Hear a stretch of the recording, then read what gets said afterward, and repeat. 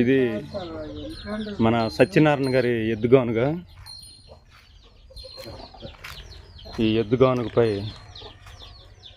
నువ్వులు నూనె ఆడుతున్నారు.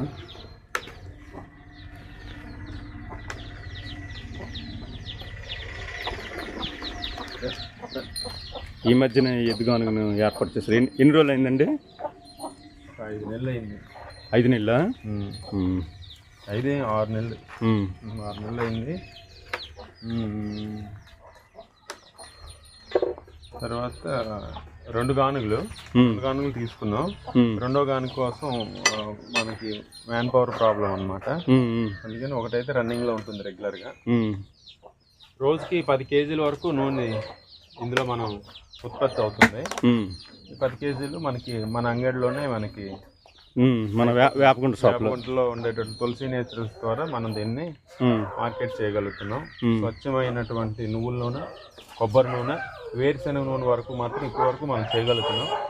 భవిష్యత్తులో రెండో గానుకు మనకి ఉంది కాబట్టి రెండో గానుకు కూడా రెడీలోకి వెళ్తే మనసు దొరికితే మనం ఆవాల నూనె, అవిసెల నూనె, వెర్రి నువ్వుల నూనె ఇవి కూడా మనం వినియోగదారులకి అందుబాటులో తీసుకురావాలని ప్రయత్నం అన్నమాట.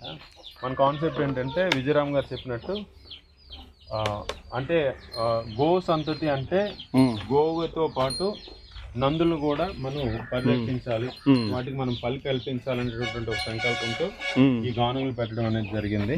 అంటే గో సంతతి అంటే ఆవు, దూడలు, మగదూడ, ఆడదూడ, ఎద్దు. సో ఎద్దులు ఎప్పుడు మనం వాటికి మనం పలికి అనిపించినప్పుడు మాత్రమే అవి సంరక్షించబడతాయి అన్నమాట. అవునవును. సో ఇక్కడ మన దగ్గర 3 దూడలకి మనం పని అన్నమాట. 2 వచ్చేసి మన లాంగ్ ఫామ్కి వెళ్ళి ఒక 2 మన వేలం పాటలో ఒక 2 తీసుకురావడం జరిగింది. వాటికి కూడా ఈ రోజే మనం పని కూడా నేర్పించాం. వాటిని నేర్పించేసి రెండో గానులో కూడా వాటిని మనం పని కల్పించే ప్రయత్నం చేస్తున్నాం.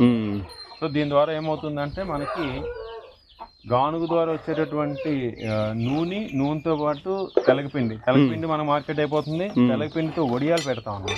వడియాలకు కూడా మంచి డిమాండ్ క్రియేట్ చేయగలిగాము. మన దగ్గర ఉండే డిమాండ్ అంటే మనం ఇంకా వడియాలు కూడా అందించలేకపోతున్నాం. చూసాను చాలా టేస్ట్గా ఉన్నాయి వడియాలు. చాలా టేస్ట్గా మళ్ళీ మన పాత పద్ధతులు, మన సాంప్రదాయమైనటువంటి ఆహారం అనేది అందరికీ అందించాలనేది సంకల్పం. తర్వాత ఇప్పుడు మనకి నూనె దిగుబడి ఎలాగ వస్తుందండి? ఒక 100 కేజీలు నువ్వులు అయితే 100 కేజీలు నువ్వులు మనం కడిగితే దగ్గర ఒక 10-15% పోతుందండి వేస్టేజ్. అంటే 80-85 కేజీస్ వస్తుంది. 85 కేజీస్ అనగానే 40% వస్తుందండి. 40% వస్తుంది అనమాట. 40 నుంచి 42% మ్యాక్సిమం. 40% అనుకుంటే మనకి ఆల్మోస్ట్ 80 కేజీలకి 32 కేజీస్ అలా వస్తుందండి. 32-35 వరకు నువ్వులు మంచిగా ఉంటే 35 కేజీస్ వరకు. నువ్వులు కూడా మ్యాక్సిమం ఎక్కడైనా మనకి ఆర్గానిక్లో పండించే దేశవాళీగా అదే నేచురల్గా పండించే ప్రకృతి వ్యవసాయం ద్వారా చేసే రైతుల దగ్గర నుంచి సేకరిస్తాం. అది పూర్తి స్థాయిలో చేయలేకపోతున్నాం. అది నార్మల్గా పండించే వాటి దగ్గర కూడా తీసుకోవడం జరుగుతుంది. ఎందుకంటే పూర్తిగా అందుబాటులో లేవు. మునుముందు ఏంటంటే ప్రకృతి వ్యవసాయం ద్వారా పండించే నువ్వులే మాత్రమే తీసుకొని నూనె తయారు చేయాలనేటటువంటిది కూడా ముందు మాకు నెక్స్ట్ దీనికి ఉంది. ఆ ప్రయత్నంలో కూడా మేము ముందుకు వెళ్ళాలని ఆలోచన చేస్తాం.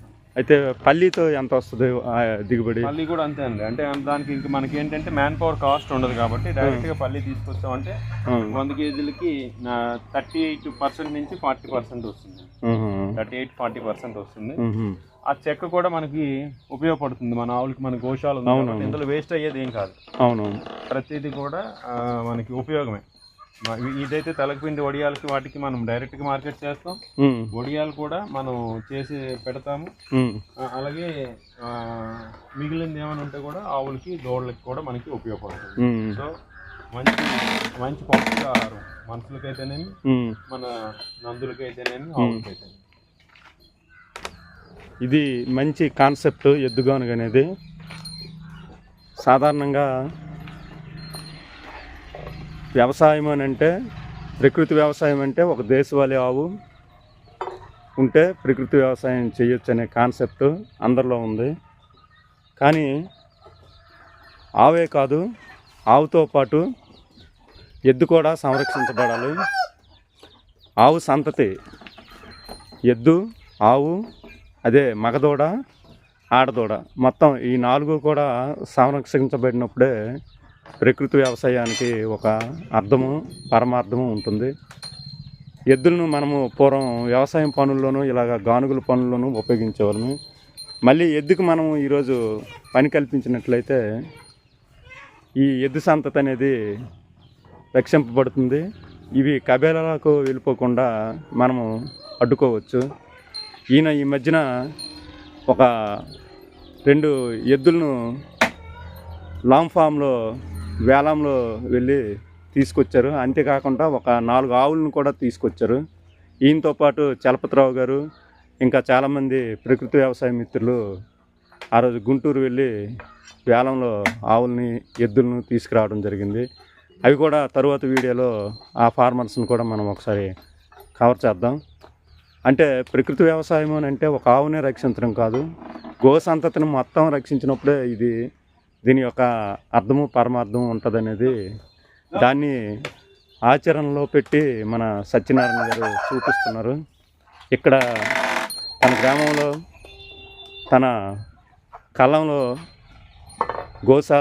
గోశాలతో పాటు ఎద్దుగానుగా చుట్టుపక్కల ప్రకృతి వ్యవసాయం, ఇక్కడ పండిన సరుకునంతా తీసుకెళ్ళి విశాఖపట్నం వేపగుంటలో ఉన్నటువంటి తులసి నేచురల్స్లో దీనిని విక్రయించడం అనేది జరుగుతుంది. ఇలా ఈయన్ను మన ఫార్మర్స్ అందరూ ఆదర్శంగా తీసుకుని దీన్ని అందరూ ఇలా ఈ వ్యవసాయం కాకుండా వ్యవసాయం అనుబంధంగా ఉన్నటువంటి ఎద్దుగానుగు, తర్వాత ఇలా పశుపోషణ, వీటన్నింటి మీద తీసుకొని ఆదాయాన్ని ఎడిషనల్ అంటే అదనపు వ్యవసాయమే కాకుండా, వ్యవసాయం మీద కాకుండా అదనపు ఆదాయాన్ని పొందుతారని ఆశిస్తున్నాను. నమస్తే.